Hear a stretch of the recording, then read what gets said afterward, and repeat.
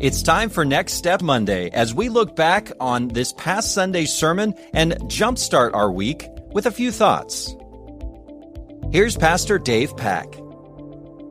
It's good to be with you, Fremont family, on this Next Step Monday. As we look back to Genesis 3, 8 through 19, the big idea we saw was this. Amidst the devastation of sin, God's mercy and grace shine brightly.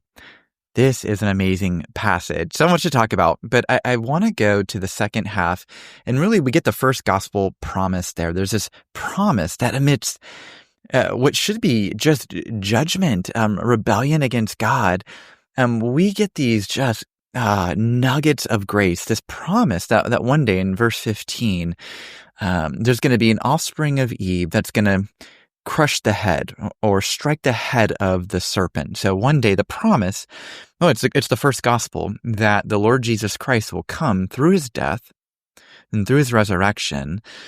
He will defeat death and therefore will inflict a lethal blow upon the serpent, to no longer have any sort of power. Now here's what I want us to notice. I almost was tempted to do this in the sermon. I was almost tempted.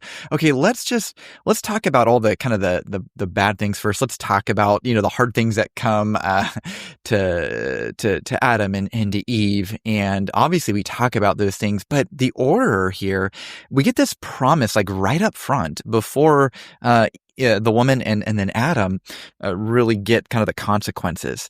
And that's so telling how easy it becomes for us to try to navigate the brokenness, the fallenness of this world in so many ways, apart from the hope of the gospel.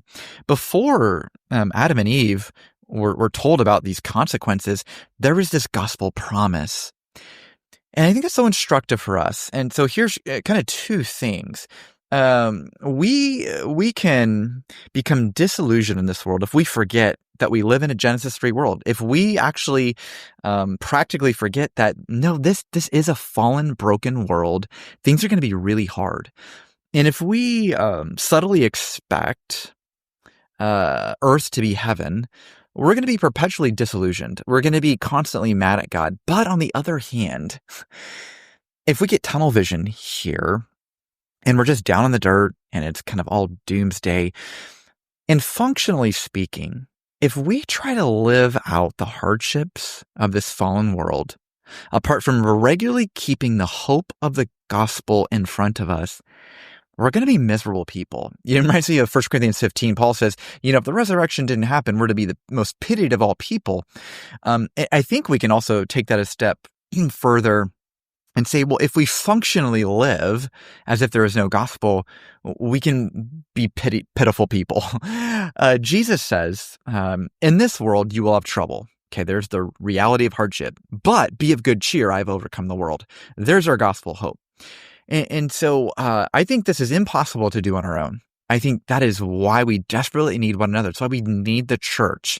And so my hope and my prayer, and I pray that you would join me, let's be a church. Let's be a people that continually stir one another up to the gospel hope that we have. And as we do, I believe that will act as steel in our spine, and that will not only enable us to navigate the hardships of this world, but it will protect us from becoming down and out, and therefore will turn us outward focus to meet others who are in desperate need of this gospel hope.